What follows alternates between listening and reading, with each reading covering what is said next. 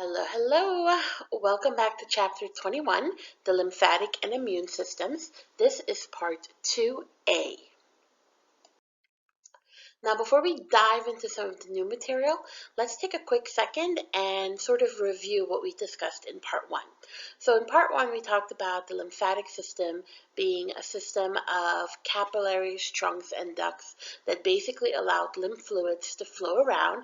And as it was flowing around, it would get filtered by our lymph nodes. And the lymph nodes would be able to alert the immune system if they noticed any abnormalities. So when we started discussing the immune system, we then said, well, we have two divisions. We have the non-specific immune system and the specific immune system. And part 1, towards the end, really focused on that whole non-specific immune system, which is another way of thinking about things that we are born with, any type of protective mechanism that doesn't have to be specialized, that will be the same for everyone. So for instance, things like surface barriers, like our skin, and mucous membranes that cover orifices for the body. Or we can take a look at our general white blood cells, like our neutrophils, our eosinophils, or our macrophages, or any type of cell that's able to phagocytose an abnormality. We also discussed natural killer cells. Natural killer cells will use perforin and granzymes as part of their immunosurveillance technique to get rid of any type of foreign entities that are floating around. And also when your body notices that it's being attacked, it's going to induce things like inflammation and fever, and also utilize antimicrobial proteins to kind of amplify the signal and get more of your immune system involved in it. Now, all of these examples, which are shown towards the top of our graph, these are all going to be part of the non-specific immune system. And like I said, we also like to call it our innate defense, something that we're born with, and it will always be the same. It will always have the same reaction and the same type of results. On the other hand, we have a specific immune system. A specific immune system is going to also be called our adaptive defense, because this particular part of our immune system is going to be based on our exposure. What type of foreign entities are we being exposed to? What type of bacteria or viruses do our body get exposure to? And it's going to be governed by two cells, our B cells and our T cells. Now, in a little bit, we're going to talk about the difference between humoral and cellular immunity. But for now, just give yourself a quick mental reminder that anytime you'll see the mention of humoral immunity, cellular immunity, B cells, or T cells, that those four terms will always belong to our specific immune system. And that will be the part of your immune system that is adaptive and will be based on what you expose yourself to. Okay, so let's just give a better definition of cellular versus humoral immune system. These once again fall under the specific immune system umbrella, and cellular immune system is going to be composed of your T cells. And what we'll do is when we discuss our T cells, we're going to talk about the fact that these cells will have the ability to directly kill off your pathogen, and they'll do so by inducing intercellular harm or intercellular death. So they'll kill the pathogen from the inside out. Humoral immunity is more antibody driven. It's more about the B cells. And the B cells will go ahead and attack the pathogen from an extracellular aspect, so from the outside. In fact, one thing we'll discuss is the fact that the B cells really aren't able to directly kill the pathogen. Instead, what they'll do is they'll tag it for destruction. So if they come across something that doesn't belong, they will interact on an extracellular method on the outside of the cell by most of the time, tagging that foreign antigen, making it harder for the antigen to spread across the body and easier for the rest of your immune system to detect the foreign entity. Either way, whenever you do your cellular and your humoral immune system, we already said it many times, it's part of our specific immune system. The goal is to remember the 3 R's. We need to be able to recognize that it's a foreign entity. We need to be able to react specifically to that foreign entity by developing a T cell and or a B cell for that particular antigen, and we need to be able to remember it. So down the road, if we become exposed to it again, our body will have a faster response and might even build up immunity against it, so we don't become as sick or even sick the second or third time of exposure. So recognize, react, and remember. Those are the three goals of our T and our B cells as part of our specific immunity. There are different ways that we can go about and build up this immunity, and what we see happening on this slide is discusses the 4 common ways that we do this. The first 2 are what we like to call active immunity, and this is either falls under natural or artificial active immunity. Natural active immunity means that you are exposing your body to foreign antigen on a day-to-day basis. You're just going about living your natural life, traveling to places, going out to eat, interacting with other people. And as you're doing this, you're naturally exposing yourself to different antigens, so different cells, different bacteria, different viruses. And your immune system's job is to create antibodies and T cells specific to those exposures. On the other hand, we can do an artificial active immunity. An artificial active immunity is when we on purpose expose our body to foreign antigens. A really good example of this would be in case of vaccinations. So the thought process behind a vaccination is, if we know that there is a virus out there that can have very severe, maybe deadly consequences to the human body, why don't we start priming the human body or prepping the human body just in case we ever become exposed to that virus in a large dose?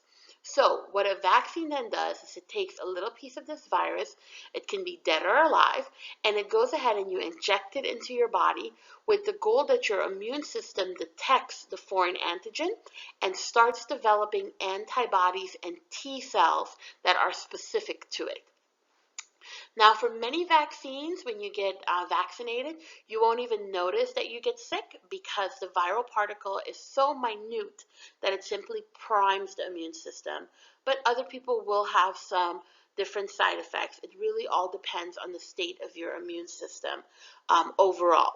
But usually what we see happening is that you'll notice that you'll get vaccinated, you really won't have any other symptoms, and then down the line, it could be months or years later, if you ever come across the particular virus you were vaccinated against, and you become exposed to this virus in a much higher dose, your immune system will be able to recognize it, it will be able to react to it, and because it remembered it from the time you were vaccinated, its reaction time is often sped up, and you might not be as deadly ill or even sick at all as if versus when it was the first time you were exposed to it.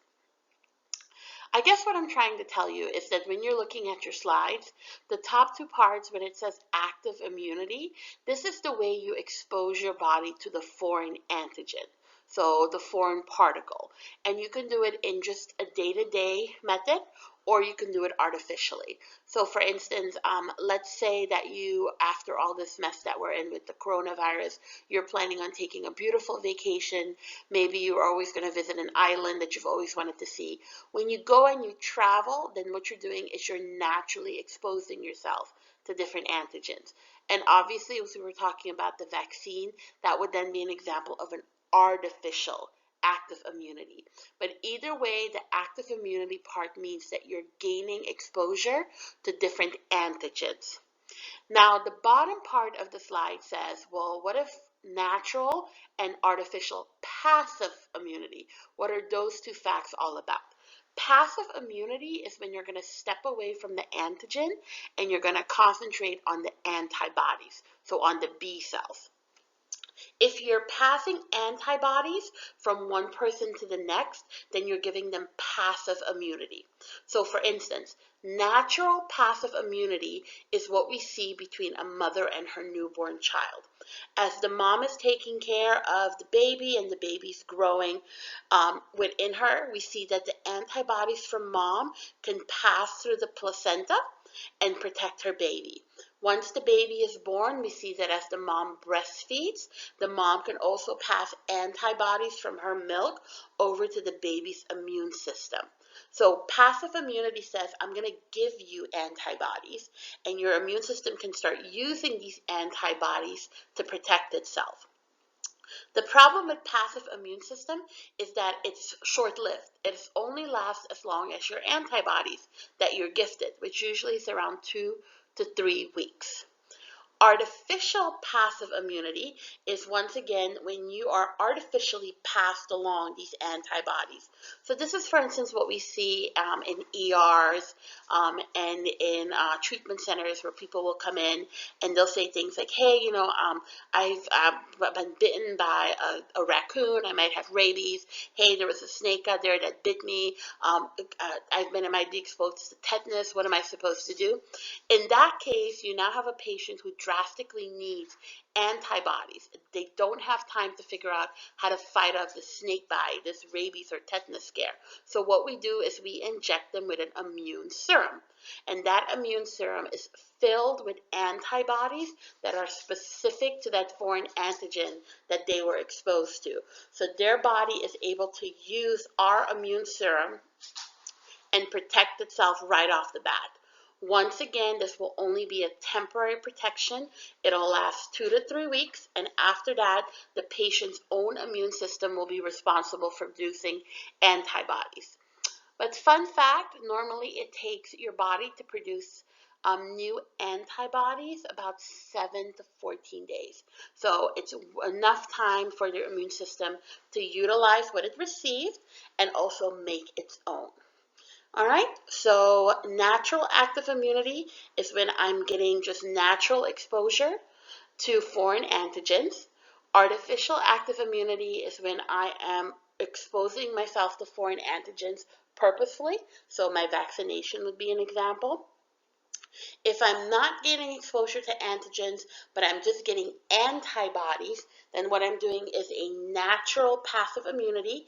If I look at the relationship between mom and child, or artificial passive immunity when we're looking at things like healthcare systems injecting antibodies into the patients that are coming in because of different exposure to foreign antigens. Now, I also want to make sure that everybody is familiar with antigens, and I think we are. We've discussed antigens in quite a few chapters before. Antigens are basically receptors, and I know I've received emails from some of you that stated, well, do we have self-antigens or do we always have foreign antigens? And the truth of the matter is that you have both. You have antigens, aka receptors, on every single one of your cells. All of the cells that belong to you have self-antigens, and then any cell that gets introduced into your body that doesn't belong, so we're talking about a bacteria cell, a viral cell, a pathogenic cell, or even a mutated cell like a cancer cell, its antigen will be labeled as a foreign antigen because it doesn't naturally belong to you, which makes it easier for your immune system to interact with it and figure out its course of treatment. Oftentimes on the antigen, they have what they call an antigenic determinant. This is going to be a small part of the molecule that is specific for immune responses. So if you see the word epitope, it basically means a specific piece of the antigen that the immune system will interact with. You might also come across the term haptens as you're reading the chapter or you're doing your homework. And hapten is a molecule that normally is too small to cause a reaction in the body. However, some haptens will actually start interacting with some of the proteins that you naturally produce in your body. And when they interact with the protein, they create a new structure that your immune system has never seen before, and your immune system will respond to it. So for instance, poison ivy is a good example of haptens at work, but probably one that you're more familiar with would be something like people who are allergic to penicillin, or people who are allergic to certain types of perfumes or body lotions, or even detergents. So, for instance, most patients will come in, and one of the most common antibiotics that are there on the market is the penicillin-based one. And for a lot of people, they'll get injected with the penicillin, they're good to go, it'll fight off the bacteria, and they're feeling better. For some, what we see happening is that the penicillin would start interacting with some of the natural proteins that we have floating around in our body, and that interaction will cause massive amounts of histamine to be released, which could be detrimental to our system. Think of having a really bad allergic reaction, and it could be body-wide that it can actually lead to anaphylactic shock. Another example would be the one that I was just rambling about the detergent. Some people will notice that if they switch detergents, that their skin will be a little itchy and have little red blotches. That has to do with the fact that certain molecules within the detergents, haptens, are interacting with the protein in our skin, causing us to have an allergic reaction. And those are then the red patches that you tend to see. All right, so let's kind of go back to our lymphocytes. And as you guys might recall, your lymphocytes is one of your leukocytes, one of your white blood cells. It is a granulocyte, and your lymphocytes are going to give rise to three cells, your T cells, your B cells, and your natural killer cells. And I think this slide right here is a perfect place to remind you of the fact that your T cells belong to the cell-mediated response. Your B cell belongs to the humoral or antibody-mediated response, and your natural killer cells belong to the non-specific immune system because they'll be doing their immunosurveillance. So please give yourself a little reminder, make sure you jot it down in your notes, that when you look at your lymphocytes, two of the cells will be part of our specific immunity, our T cells and our B cells, and one of them, the natural killer cells, will be part of the non-specific immunity that we've been talking about in part 1. So here we just have an illustration, and basically it's just another reminder. It's literally just a visual representation of your previous slide, showing you that you have three types of lymphocytes, T cells and B cells, and then your natural killer lymphocytes. So this would be a really good sort of like true or false question that you might anticipate. So what if the true and false question says, true or false, all lymphocytes will contribute to the specific immune system? So all lymphocytes will contribute to the specific immune system. Hopefully right now you're all yelling false, because you have your natural killer cells that are part of the non-specific immune system. So if the statement had said, lymphocytes have the ability to participate in both the specific and the non-specific immune system, then you would have a true statement. Now, speaking of your T cells, let's talk about how we make them immunocompetent. How exactly do we make them figure out what belongs to us and what doesn't? And how do they react if they come across a foreign antigen? So for this part, we are going to have to remember what we discussed in part 1, which is the fact that your primary lymphatic organs are your thymus and your bone marrow. And the reason the thymus is on the list is because the thymus is where your T cells will go to become immunocompetent. And immunocompetent means that they're able to distinguish from a self versus a foreign antigen.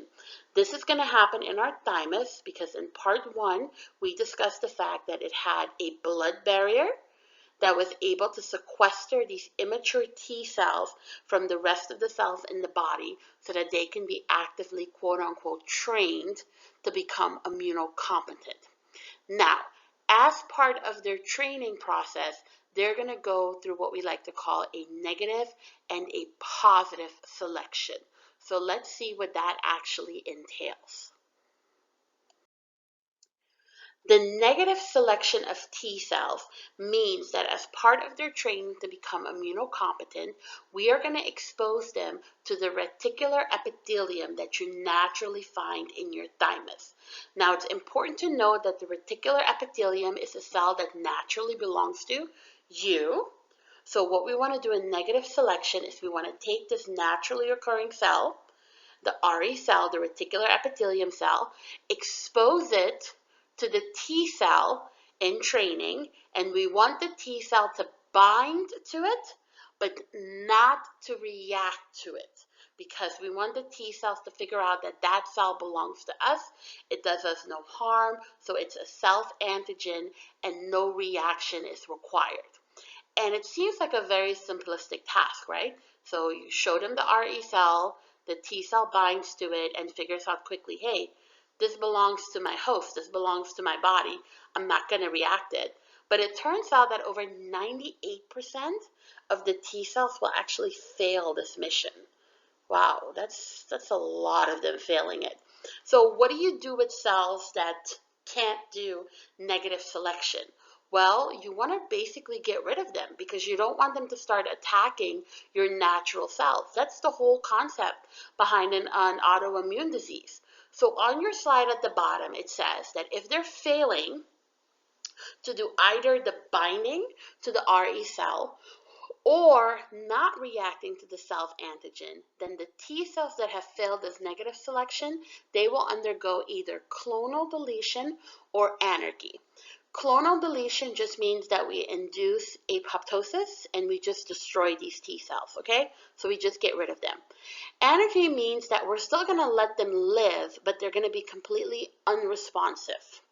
And it turns out that this is a really good way to teach the body self-tolerance, to have some of these cells kind of floating around in an inactive state. Now, hopefully when I told you that 98% of the T cells fail negative selection, some of you are going, wait, what? Only 2% pass? But that's okay, because what we're going to do is we're going to take those 2% and we're going to go over to positive selection, and we're going to do something to them that's going to make it all better, I promise.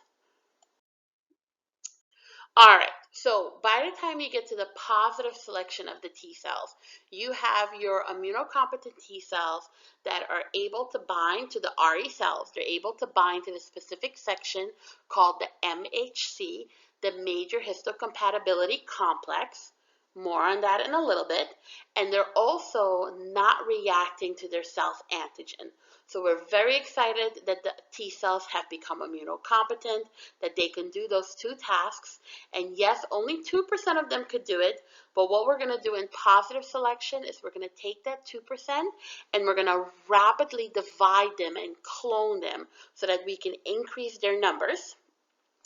Once we have increased their numbers, the T cells will leave the thymus and they'll travel over to the different lymphatic organs. So we're thinking the spleen, we're thinking our Peyer's patches, we're thinking our lymph nodes, and they are just going to sit there waiting for activation, waiting for our immune system to tell them, hey, there's a foreign antigen, let's go fight them off with our specific immunity, with our specific T cells.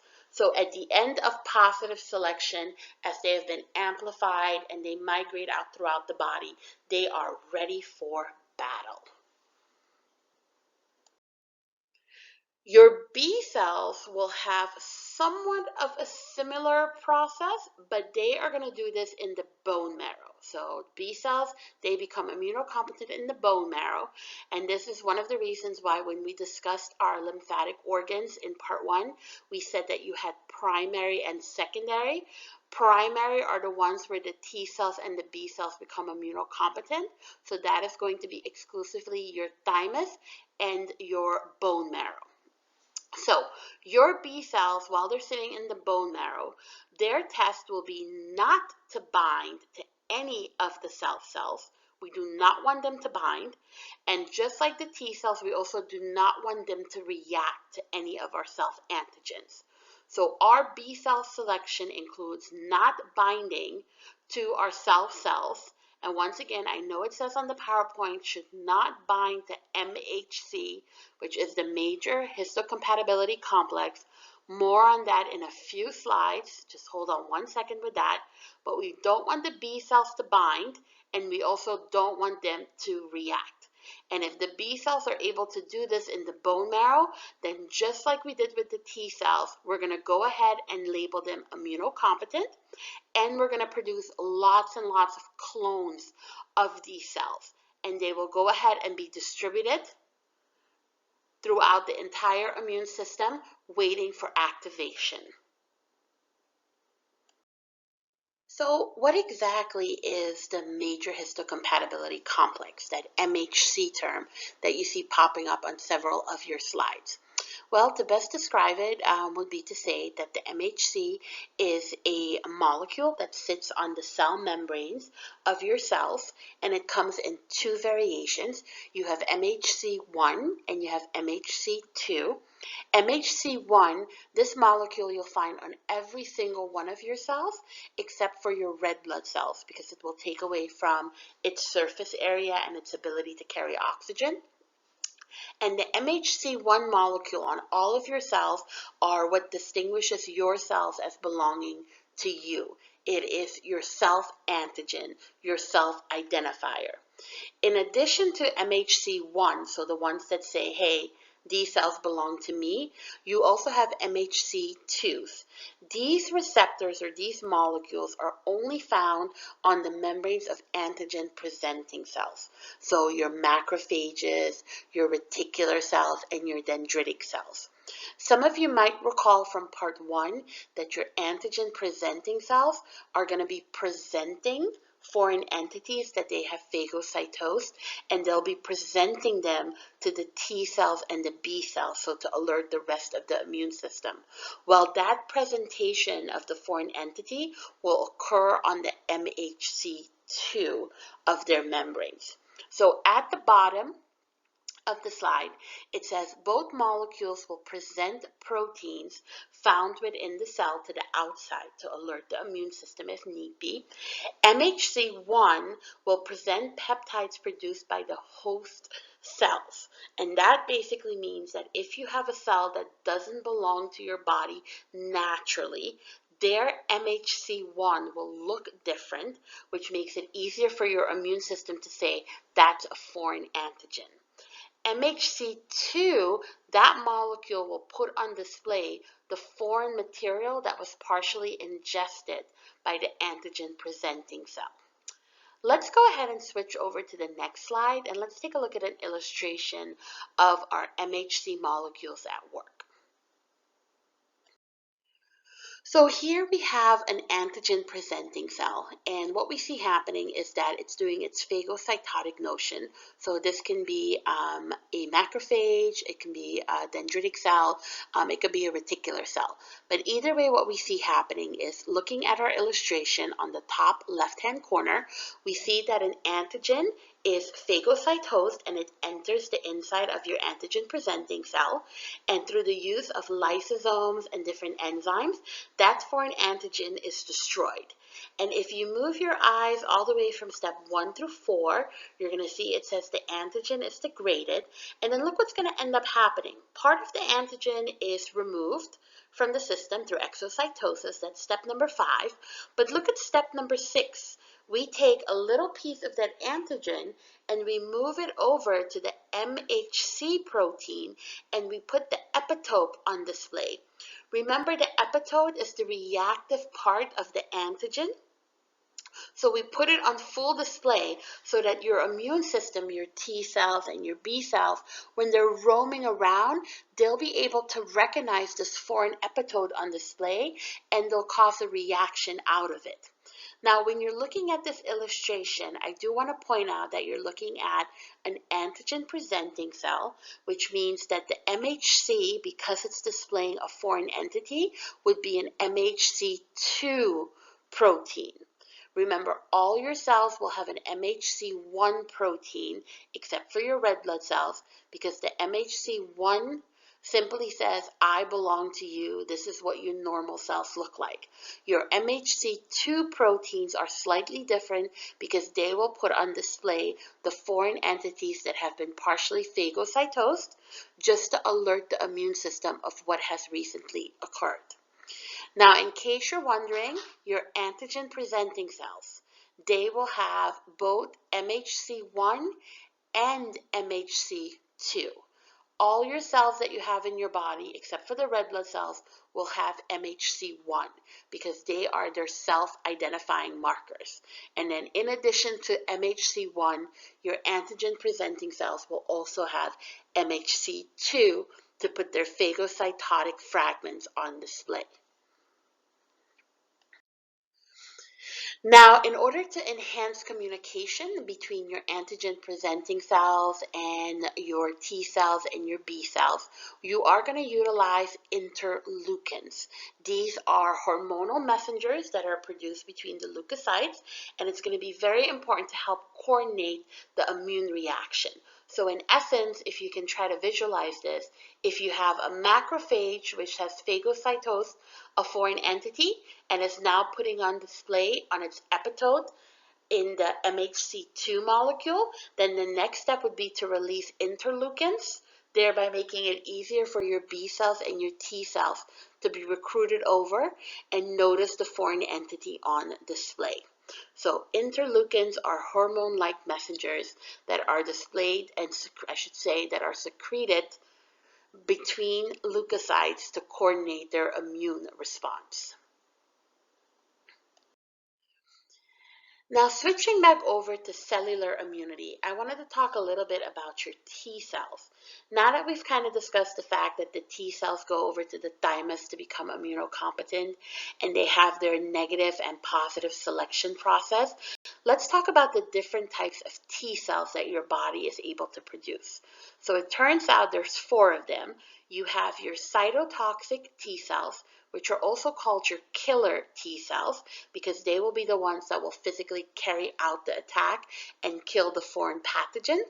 Then you have your helper T cells, and your helper T cells get their name because they will be able to promote the T cell and B cell action, and they're able to recruit over both specific and non-specific immune cells over to the site of injury. Then you have your last 2, your suppressor T cell and your memory T cell. Your suppressor T cell is able to limit the activity of your cytotoxic or your killer T cell. And your body does that as a way to kind of control your immune system and prevent any type of autoimmune reactions to occur. So part of what the suppressor T cell has to do is it has to monitor the ratio between foreign entity and killer T cell. And as it sees that the killer T cell is actively killing off the foreign antigen, it wants to suppress the T cell, wants to slow it down so that the killer T cell doesn't become too aggressive and starts accidentally attacking your normal self-antigens. And then your memory T cell will create your memory. It's all in the name. Remember, part of our cellular immunity is that we're able to recognize, react, and we're able to remember. So your memory T cell will keep a record of the specific antigen that the killer T cell was attacking and its mechanism of action, so that upon further future exposure, you will have a quicker response to it. And here is a cytotoxic T cell at work. Now, some of you are looking at this picture and going, this looks really familiar. In fact, it looks very similar to the illustration that I showed you with the natural killer cell and the enemy cell. And those of you who caught that, gold star to you. It turns out that the natural killer cell and your cytotoxic or killer T cell will have the same mechanism of action. They do not phagocytose. Instead, what they do is whenever they recognize a cell that has a foreign MHC, what they're going to do is they are going to attach themselves to the foreign cell. They're going to release perforin proteins, which will make the perforations or the openings in the cell membrane. And then finally, they'll release granzymes, which are the digestive enzymes that will destroy the enemy cell from the inside out, causing them to start blebbing, inducing apoptosis, and before you know it, that cell is dead. So cytotoxic T cells do not phagocytose. They do the same thing as natural killer cells. They will use perforin and granzymes to destroy their enemy cell. Of course, a major difference between your cytotoxic T cells and your natural killer cells is that your natural killer cells belong to the non-specific immune system, meaning that they won't have a memory of the events that have taken place.